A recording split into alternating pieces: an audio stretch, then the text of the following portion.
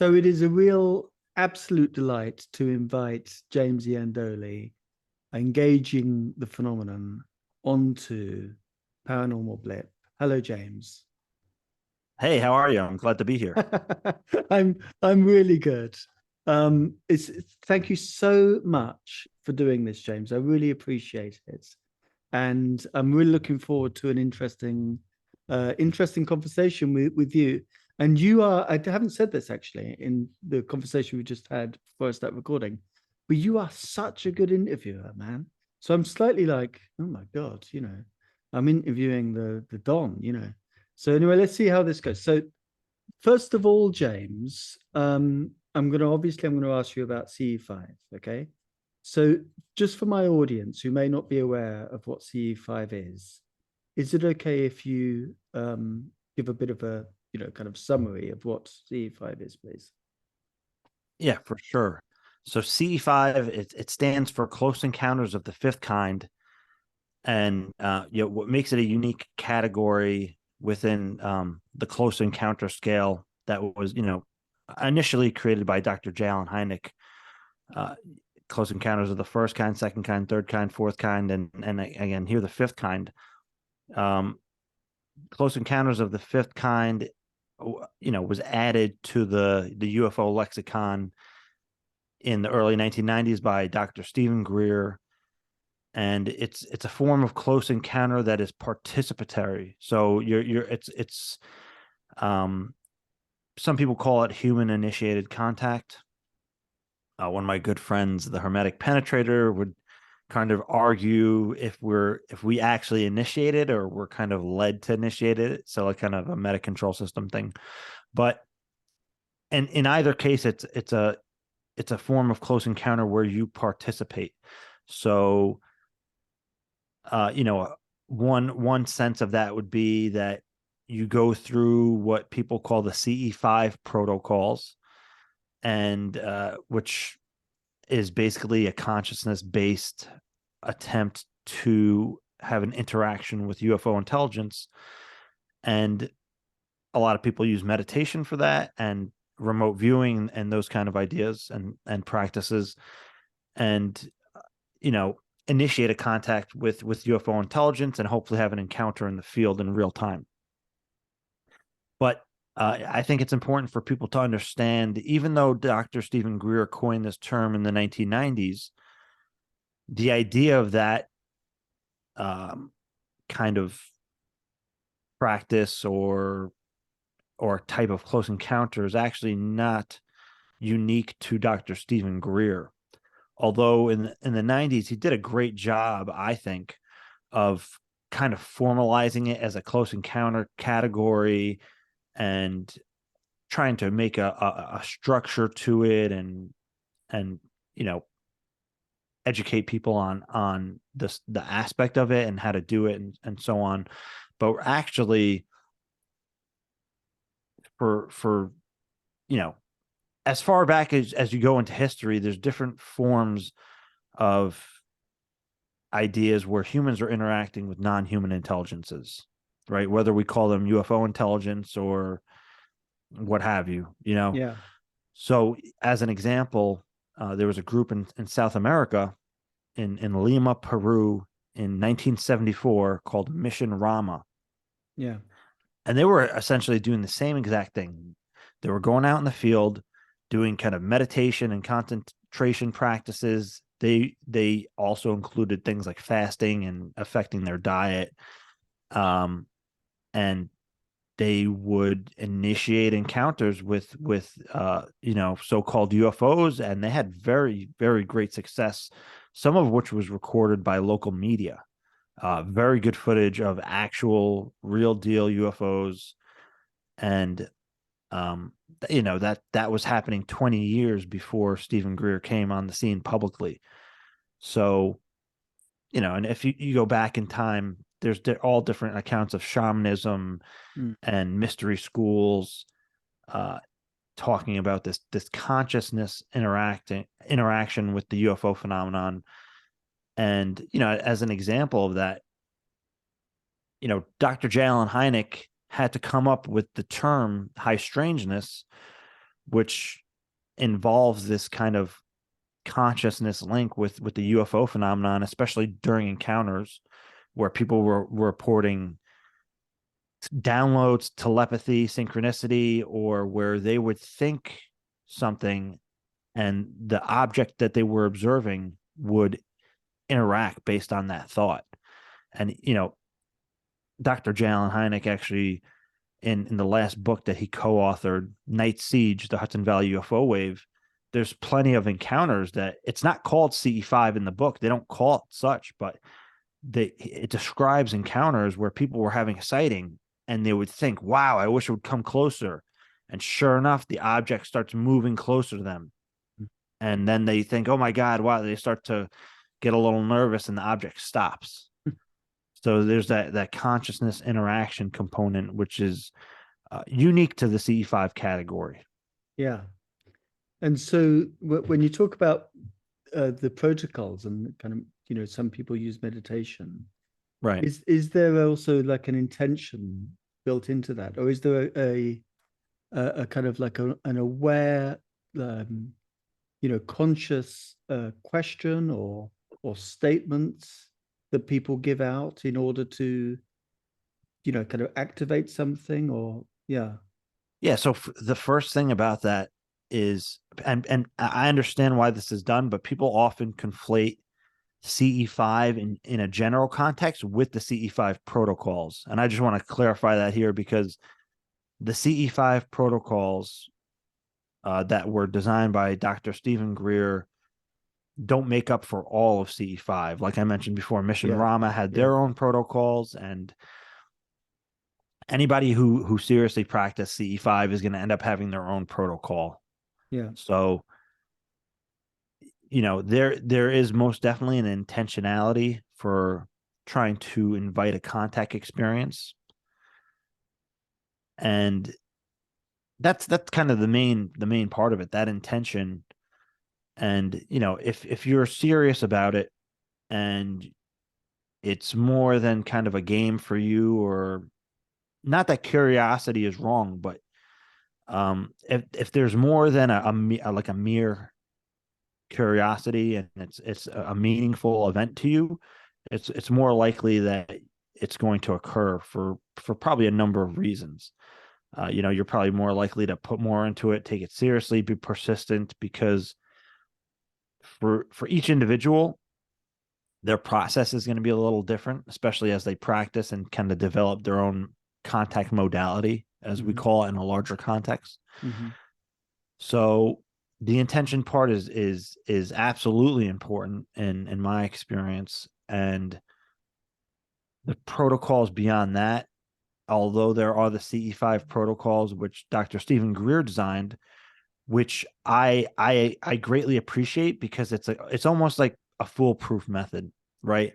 It's not going to be everybody's best way to do it, but if you look at what he had organized and advised to do for the CE-5 protocols, which to be specific, Dr. Stephen Greer's method was you do meditation, and the meditation itself is not the CE-5 protocols. It's the primer.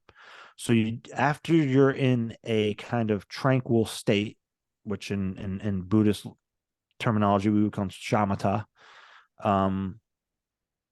or samatha. Once you're in that kind of state, then you begin the protocols. And the protocol in Dr. Stephen Greer's method is called coherent thought sequencing.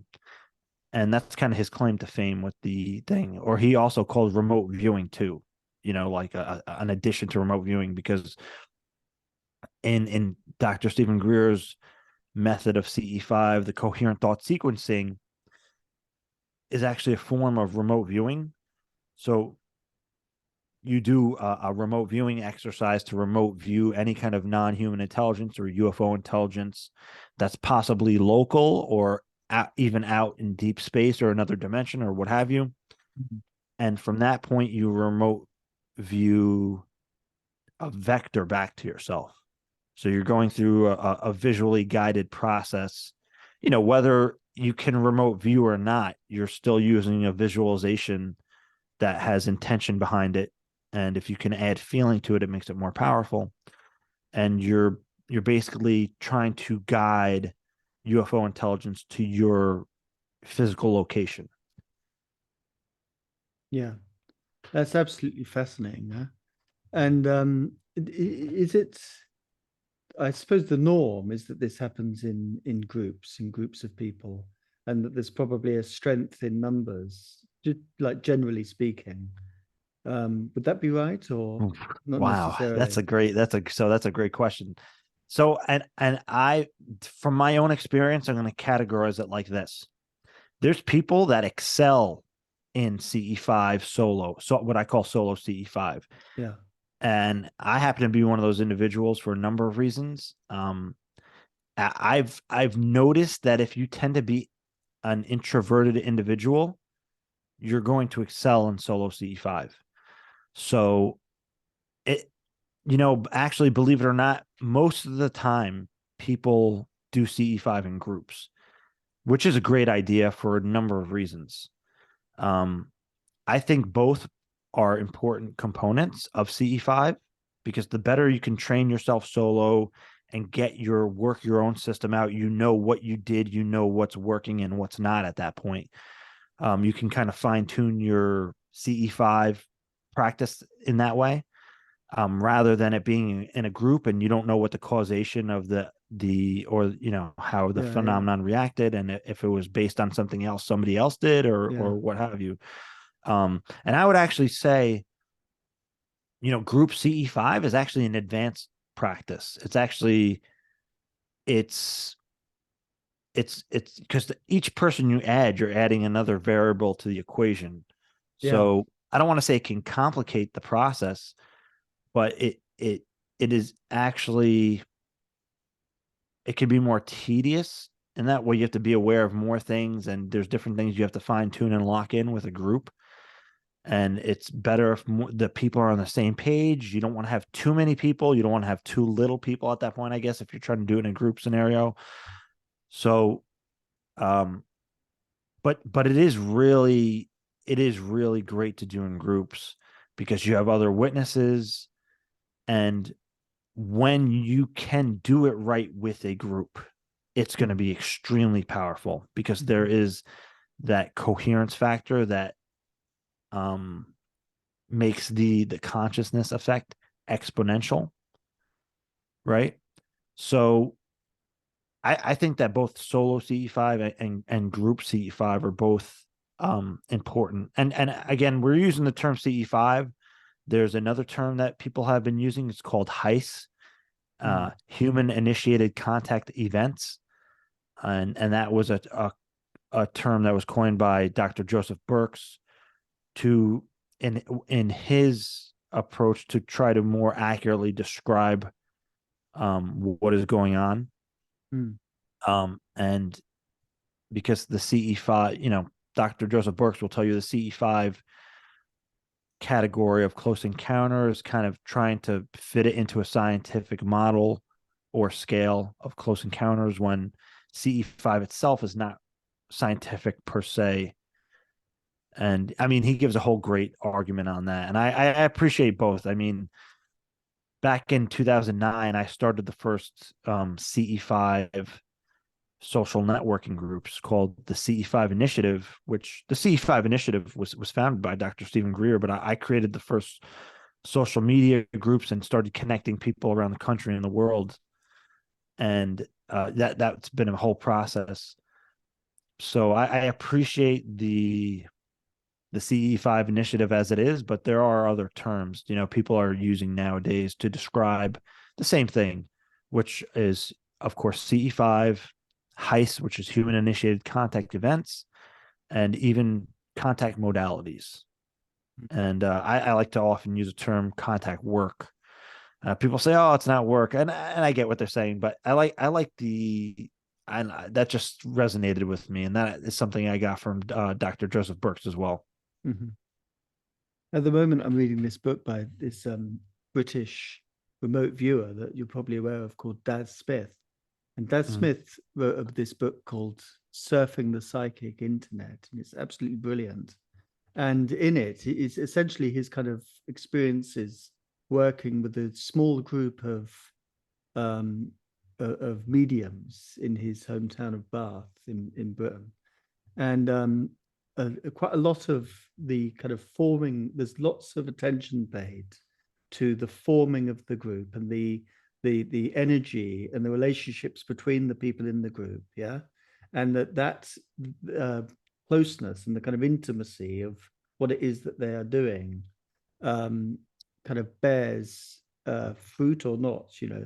Um, is it the same? Would you say in CE-5 groups? Like, is there a kind of do you need to know the other people, and do you need to know kind of where they're coming from? Do you need to like be on the same page? Not just that you're turning up to do the same thing, but is the kind of interrelationships, if you like, play a part? Would you say?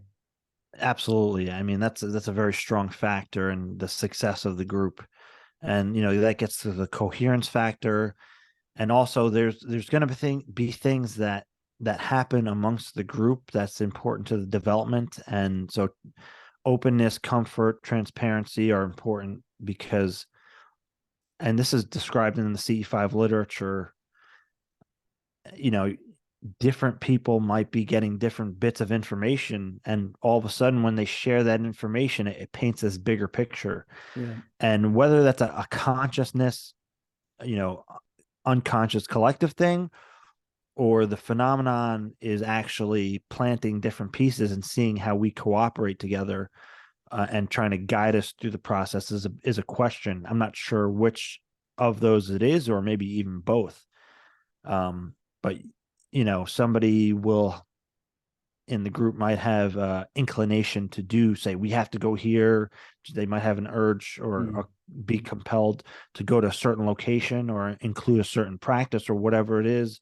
And another member of the group has a vision or dream or a remote view that correlates with something that actually occurs in real time. And all these different bits add up. And, I was part of a group where, wow, I haven't gone to the group in a number of years after a few of my kids were born and my job changed and my schedule changed. But we were together and working together for many years. And, we would meet at least once a month, sometimes twice a month. And over a number of years, we developed a cohesion, a process, a kind of bonding, a level of comfort and trust. And I think that greatly contributed to the success of the group. And, I would say at the time, that was one of the strongest contact groups probably that were active and at least publicly talking, because there's plenty of groups like that are on the low key that we'll never hear about, that are doing it pretty insane work. And as Dr. Joseph Burks has talked about, some of them are guided to stay off the radar so they can have successful interactions and contact without interference by anybody, right? Whether it be a government or covert group, or people just looking to exploit the group for whatever reason, right? So there's plenty of groups that are off the grid, off the radar, that we'll never hear about, that are doing incredible work and having interactions. But there are also, some notable groups out there doing it, and as that are good examples, I can say. Yeah. And all of this reminds me of your recent project, Walking Among Us, and that amazing clip of the British UFO researcher. What's his name now? Timothy Good. That's it, Timothy Good. Yeah. Yeah. And how do you remember that story that he tells? Oh, of course. Yeah. I remember that story from years ago. I remember seeing that clip. And yeah, and I mean, again, that's a consciousness based interaction with what we consider the UFO phenomenon. But he's talking about seeing an actual entity. Yeah. That that, I mean, in that case, that looks identical to us almost, that look human, right? Yeah. And I hate to talk about it honestly because it's almost a cliche, but during one of my contact experiences, I saw an entity like that in a telepathic lock-on download remote view, if you want to say it like that. And they were human looking, and I mean, in that contact experience, they clearly communicated, not just verbally. It's really hard to explain how this kind of download and contact and connection happens, but it's a real visceral connection. It's almost like a mind merge or something. And these entities, from what I understand, they were related to me, that they were somehow related to us in some way. And I look back now on those kind of encounters, and I kind of like try to take a step back and look at them and say, I don't know if that is symbolic, if it's literal. But I've grown agnostic over the years over such experiences, to the sense where I appreciate them and what they were and were trying to communicate, but I also look at the possibility of that being symbolic, metaphoric, manipulation, right? I don't lean to the in the direction that I'm being manipulated. It does not feel that way. Um, it's had, as far as I can tell, a positive impact on my life, and it's been a growing and growth process for me. So I don't think it's a manipulation, but of course, just to be, not close myself off, I have to keep in mind that, yeah, this is an advanced intelligence, and if they wanted to do such, I'm sure it would not be a problem for them. So I just keep myself open to that, although that's not the direction that I lean in. Uh-huh. So I'm kind of like agnostic, but a little bit self-critical of those kind of experiences and interaction and communication. Yeah. In terms of the like underlying truth of what is going on. Right. Because I Yeah. can't, I mean, how could I know? Right. Yeah, of course. Yeah. And at the time when those experiences were happening, and I still have interactions and stuff, but at the, like, that one per se in particular, I I took that at face value. In the moment, I was like, there was no question in my mind that that was actually true, Yeah. right? And I know I understand, like, a lot of experiencers, they come from that point of view, but I had to take a step back and say, hold on a second. I don't know this. This was my experience, but I I wanted to reflect more on it, and to really, almost like in a vipassana kind of way, where I'm breaking it down at a sensate level, and trying to gain insight from it. That's, I don't know if that was actually literal or not, but at the time it felt very real, as far, and like, I knew there were crafts there and whatever, and my family saw them, so that was all, it physically happened.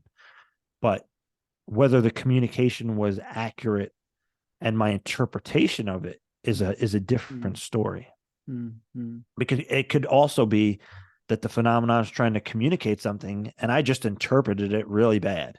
Right? Mm. That's a possibility too. And I like to stay open to those ideas. Yeah. Yeah, absolutely. I was thinking earlier when you were talking about, group work, people's individual perceptions obviously have, and not just their perceptions, but their whole history and, everything that they bring to bear on any subject or anything that they do must have some kind of effect as well. So this question then of CE-5, and like it goes by other names as well, but essentially, human initiated contact. It comes up in slide 9. Slide 9. Yeah. Yeah. Could you give a, because you're a perfectly placed, James, to give a just a, like a brief summary for the audience. Like, what is slide 9, and what do you think is going on there with that kind of roster of, you know, different things that are on slide 9? Yeah. So slide 9 was it was the ninth slide in a briefing packet Yeah. that actually came from Christopher Mellon's website. It was accidentally leaked, if you can say, by one of my friends and colleagues, who we call Twitter user Jay, who, I mean, had in that short time period just did incredible work. And that was like a golden era for our like small UFO Twitter group at the time. So slide 9, you know, Twitter user Jay got the slides, but he also got the unreleased at that time, the unreleased Tic Tac report, that at the time also had Alex Dietrich's name on it. And he, you know, we Twitter user Jay released it kind of as an impulse, like holy crap, I can't believe what I just found. He released it, and then we pulled it back because it had names on there that we did not want in the public, Yeah. and you know, just to respect their privacy. But there was a number of things in that kind of briefing, and it was the Tic Tac briefing. It was the slide 9, and there were 4 photographs of like DVDs and stuff, and it was essentially a briefing packet for, I would guess, like staffers and Senate intelligence and what have you. Yeah. But the slide 9 is, there were a number of slides. I forget how many slides there were in total, but Twitter user Jay actually wrote an article that breaks the whole thing down. He breaks down all the slides. And slide 9, of course, is the highlight. It's the big thing because it has all these different implications on it, saying that UFO intelligence, from what we have observed, has the ability to influence world leaders psychotronically. And it lists off things like transmedium vehicles, cognitive human interface, and you know, these different terminologies where it's hard to interpret. But I did an interview with Lou Elizondo and went over the slide a little bit and what some of the things mean. Mhm. But the cognitive human interface aspect, which is mentioned twice in the slide, is basically talking about humans consciously interacting with UFO intelligence and its observed effects. Yeah. So, And yeah. And so that's, do you think that that's, I mean, I suppose the obvious implication is that that is what is happening. And if it was happening, there's no reason to think that it isn't still happening now. right. And I mean, so they've observed this, right? ATIP had observed that, and that's why I was including the briefing slide. Yeah. That was a, you know, from what I understand, it was a DOD or Pentagon briefing. So that this was being communicated to people that need to know. Yeah. And it probably is part of the change that we've seen in the United States, totally different from the UK. I was talking to Graham Randall the other week about how the UK is, you know, not going anywhere in terms of public anything to do with UAPs. But in the United States over the last couple of years, you've had this extraordinary movement in the Senate, and you know, a lot of people think it's not quick enough. But if you just take a step back, obviously it's absolutely incredible. And you've just had the most recent, you know, what's called kind of whistleblower protection, um, you know, parts of this new law that was signed into law by Biden a couple of, like, just at Christmas time. And so we are hopeful that, well, we know actually that people are talking to senators and people are talking to Arrow. We know that. I mean, that's kind of like in the public. but Yeah. also you would hope that, and certainly this is something that Christopher King talks about. He's very hopeful that people are going to publicly speak. Yeah. Um, but at the same time, you have different groups in the Department of Defense, different groups in the US government who have different priorities, different, there's tension there. Yeah. This is what Ross Coulter has been talking about recently on Need to Know, these tensions. And maybe it's something to do with Biden setting up this, cross administration little working group or whatever they're calling it to try to kind of work out for, kind of let's get on the president's desk what exactly is going on here to try to, dissipate some of those tensions within different departments and within different parts of the government and within different groups within those departments as well. What are your reflections on that's quite a large question or quite a long Yeah. question at least, but what are your I'm reflections on all that?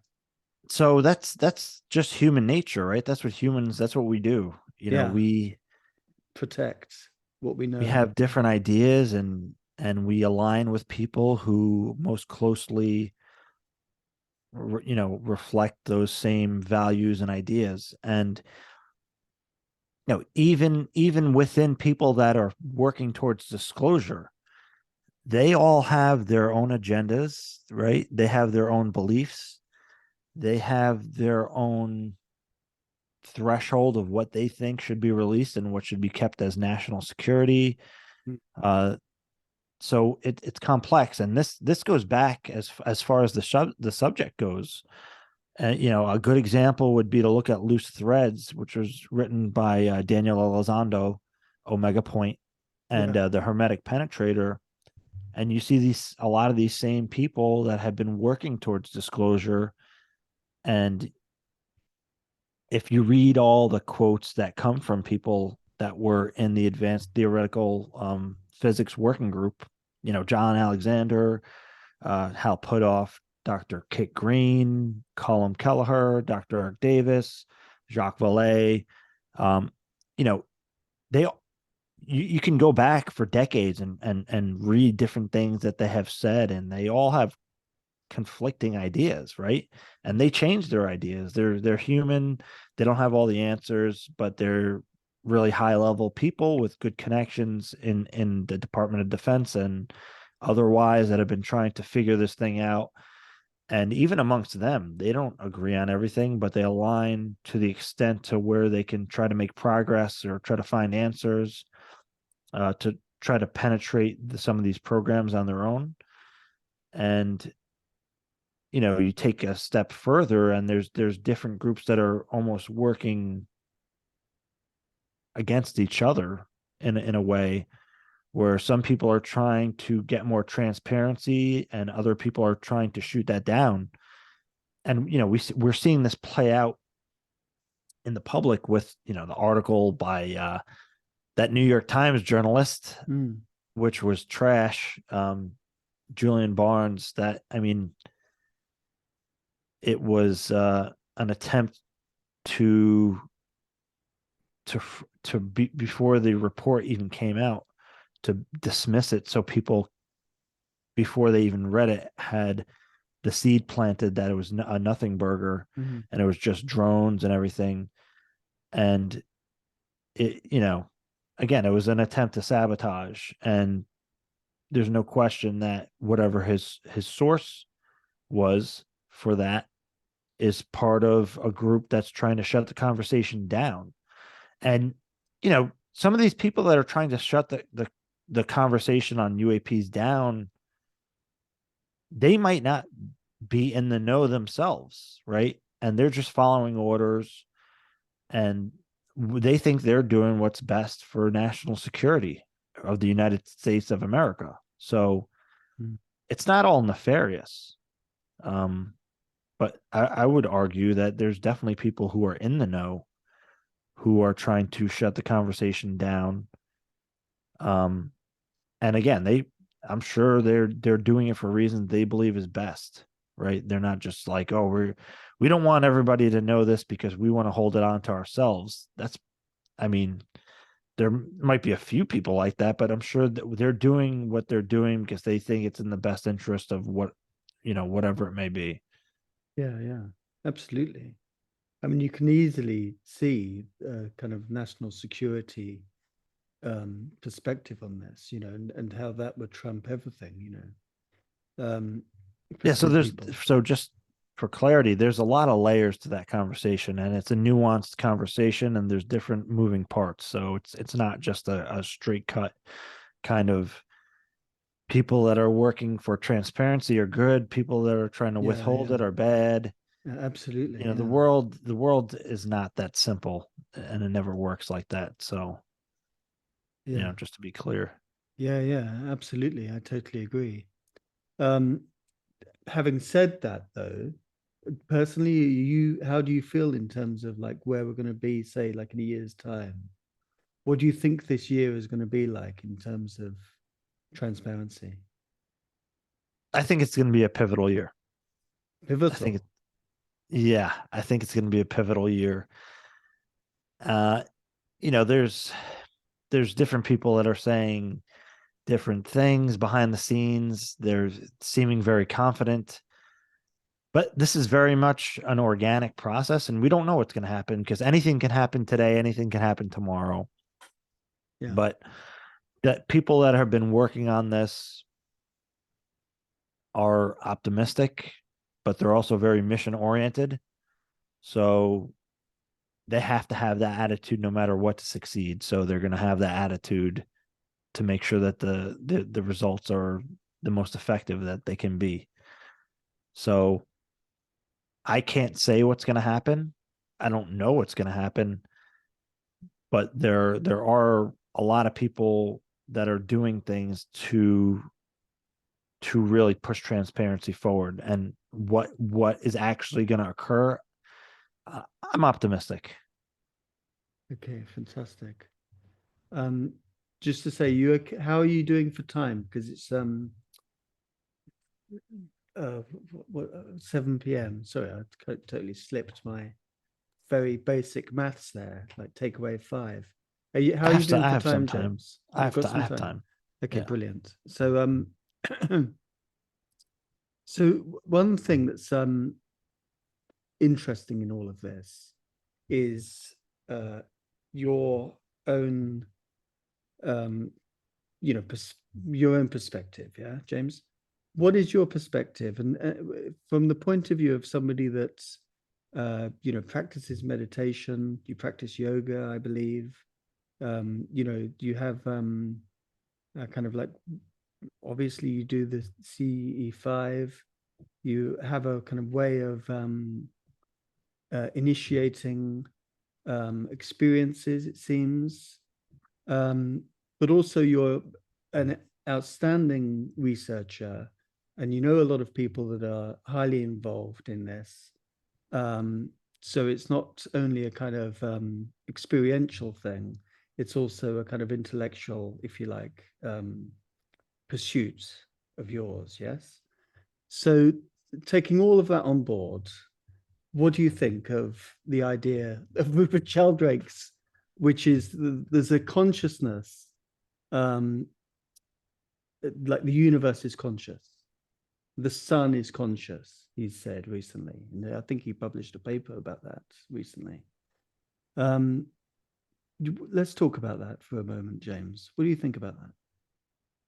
I mean, I think that's kind of getting to the root of how CE-5 even works, right? And meditation and everything. That is not a new idea, but I really appreciate Rupert Sheldrake trying to create hypotheses and do science to communicate that. Hmm. Because and I again, Rupert Sheldrake did a TED talk that was taken down or banned or Yeah, whatever. that's right. It's Yeah, like it's the lost TED talk of yeah. Rupert Sheldrake. And I love what he has to say, and it makes a lot of sense because I can understand it on an intuitive level, kind of an experiential and anecdotal level, but he really puts it in perspective in a framework which if you're an open-minded scientist, you could look at it and say and make sense of it, basically. And I think that he's onto something with the morphogenetic fields, and it makes a lot of sense to me. And is there a kind of practice that I mean, well, we know that there are like multiple ways of accessing the field, if you like. You know, you could Right. take, you know, substances, you can, you know, meditate, you can change your breathing. There are multiple ways. What is the, and of course, then you've also got this other thing whereby people are, um, you know, there's some disposition about them, which means that they have an ability to access the field just anyway, you know, something which we don't quite know what it is about these folk. And then you've got people like Oh, that's we kind of do. We thanks to Dr. okay, go Garry on. Nolan and Kit Green Tell us about that then, James. with the caudate putamen hyperconnectivity Yeah. and tissue, which was studied by Dr. Kit Green and Garry Nolan, and they hypothesize in a preliminary study that this connection in the basal ganglia area of the brain, the caudate and the putamen, where there's hyperactivity, these individuals seem to not only have heightened intuition and heightened intelligence and functioning, but these very same people also seem to be people that have interacted with the phenomenon. So that's, I was fortunate enough to be able to break that story back in, I think, 2018, 2019 with Dr. Garry Nolan. Yeah. And again, my colleague, Twitter user Jay, wrote a partner article to that. So we both dropped it on the same day.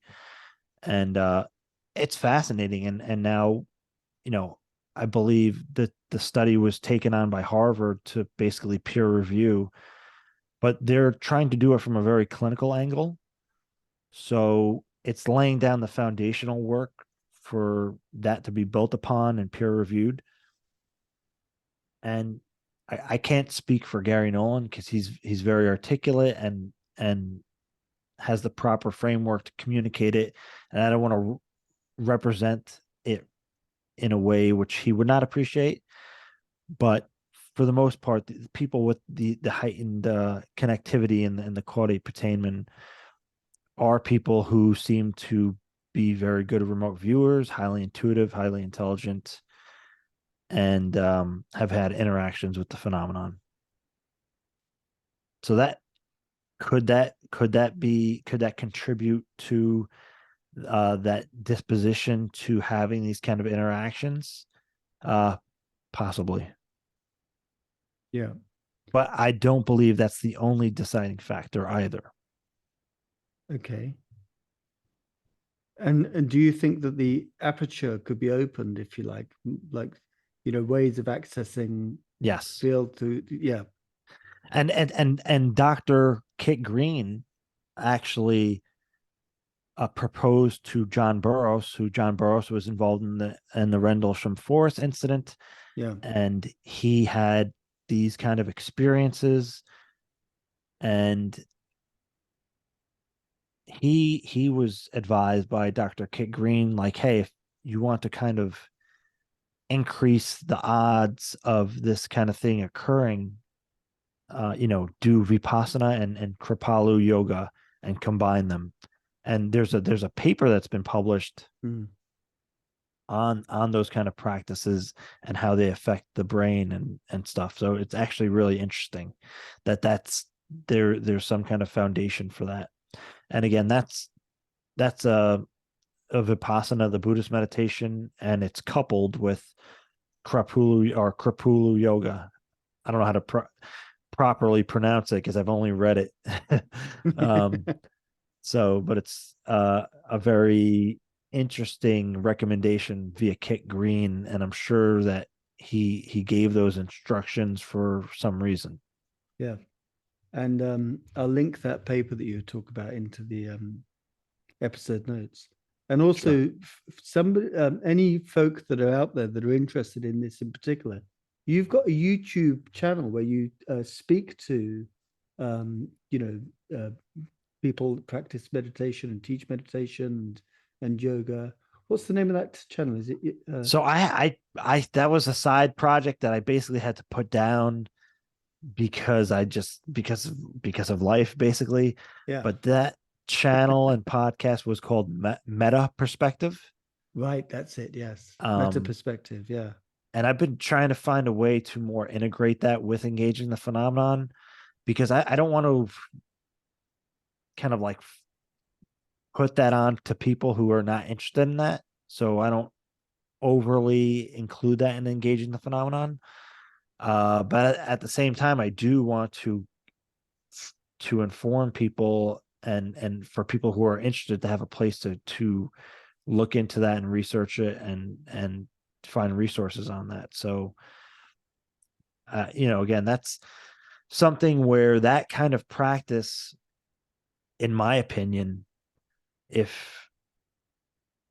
you're having any types of anomalous experiences, whether it's sporadic precognition events or contact with non-human intelligence, UFO encounters, out of body experiences, I find that those practices are and the practices in meditation can help you.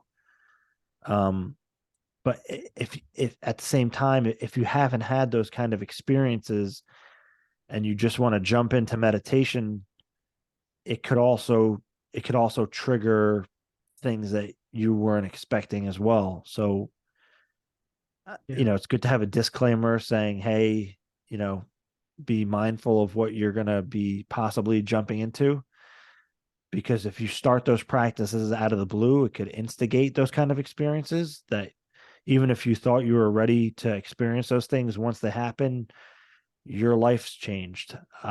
So just a word of advisory on that.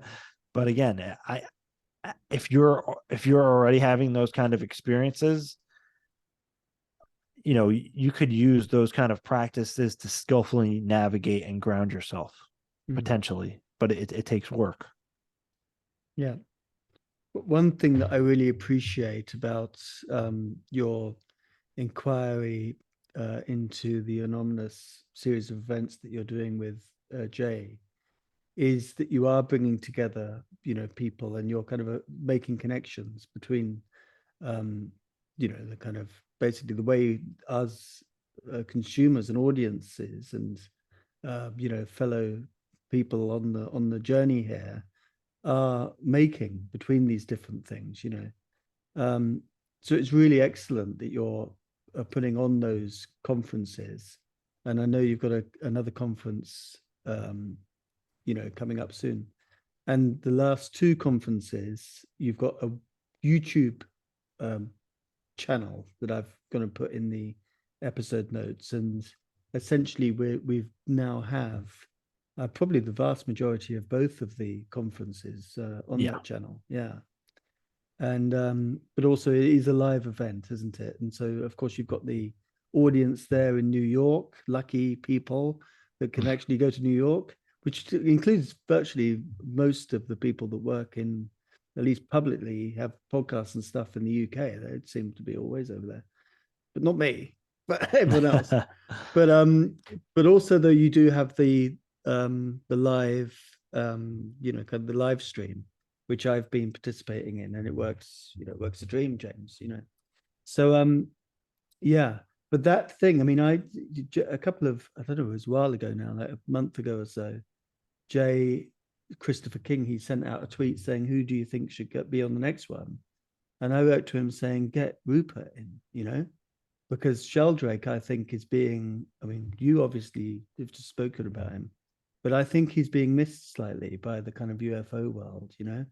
And also, it would be interesting from our point of view, if you like, to speak to and interrogate Sheldrake, not interrogate in a, you know, get the Yeah. light bulbs out type way, but, kind of interrogate his ideas. Um, yeah. So, but I love what you're doing with that, and just the it's incredibly inspirational, James. that you're kind of thinking, okay, how can we kind of move? How can we actually move things forward? So congratulations on that work, James. Just to wrap up here now, then, are there any kind of closing thoughts, or how can people, follow your work? Oh yeah. If I had closing thoughts, I'd say, wow, it's important how you interact in the community. Yeah, So like, be nice to people. Understand where people are coming from. People are at different levels. Sometimes people are having bad days. So I always find that the way that we conduct ourselves in the field, you create the environment that you would like to interact in, yeah, and definitely. the one that's going to be conducive to progress. So I think that the way that we treat others in this field, especially if you're somebody interested in consciousness and contact with UFOs and CE-5, if you can't get along and get the human part right, forget about contact with anything else. That's just a waste of time if you can't get the human part right, if you can't treat others with compassion and kindness. And that's not to say if somebody's being belligerent, don't stand for it, right? That you have to protect yourself and others at the same time. But there's I always give people a chance, and again, conduct yourself in a way where it's the golden rule, right? Treat others how you'd like to be treated. And if somebody makes a comment, before assuming that they're trying to be offensive with it, you can always kind of open it up and give them the opportunity to, instead of jumping on them automatically and instigating the conflict, give them a way out. That's what I always like to do. But um, you know, for some of my work, you can find Engaging the Phenomenon on YouTube, on Twitter. Inquire Anomalous is also on YouTube and Twitter. And for people interested in what Jay's doing with the Experiencer Group, you can go to the Experiencer Group website, and it's a safe place for experiencers to be able to talk with each other. And yeah, that's where you can find everybody's work. Well, it's been an absolute pleasure speaking to you tonight, James. Thank you so much for spending a while with me now, going through these questions. Um, I've really enjoyed it a lot, James. So thank you ever so much. For sure. Thanks for having me on. It's been great. It's always great.